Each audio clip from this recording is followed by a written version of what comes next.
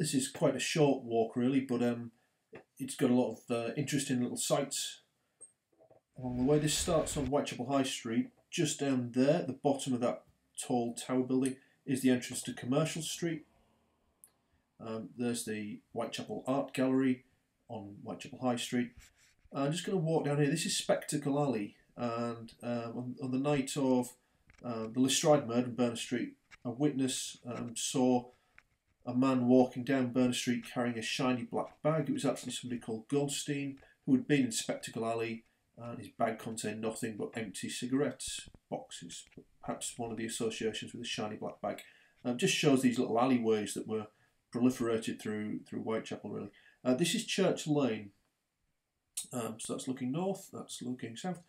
Not to be confused with Church Street. And a witness again on the night, about 1:15 on the night of the Lestrade murder, allegedly perhaps saw somebody, a man sitting down on the steps on one of the houses on Church Lane, wiping and cleaning a knife. How reliable that witness statement is, well, that's perhaps debatable. I don't know why I stopped and looked at that fountain, but there it goes. So this is Whitechapel High Street, which turns, it just continues into Whitechapel Road. So the two things run together. This space on the right was the original site of St Mary's Church, which has been there since about the 14th century, I believe. Damaged during the war, knocked down in the 50s. And the colour on the church, it was painted with white, some of the walls were painted with whitewash, and it became locally known as the Whitechapel, which is where the district takes its name from. It's now a park, so obviously long since gone, a lot of the remainders, and this would have been a very busy road, the main thoroughfare, the main road out of the city. If you keep going down to your left, another few hundred yards, you start passing markets and things. The Blind Beggar Pub, another famous crime site from the Cray Twins. Very close to actually where you would turn down to get to Bucks Road, Down Street. That's Adler Street on the right. Just next to Starbucks on the left, so that's the north side of the road. We're walking east at the moment. That little yard would run through, or it was a passage that ran through to Old Montague Street, which basically runs parallel to Whitechapel Road. So it's following this same path. So we're on the south side of the street at the moment. Just coming up on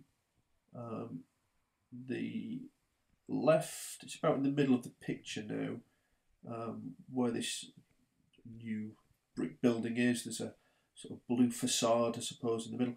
And at the end of these diagonal lines on the road is the approximate location of the entrance to Black Lion Yard. And that is a possible location of suspect Nathan Kaminsky, sorry, possibly identified as David Cohen.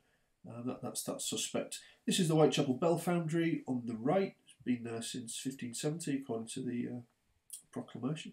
It looks, by the way, as if I was following this woman. I'm going to show you I was definitely not. She seemed to be taking exactly the same route I did.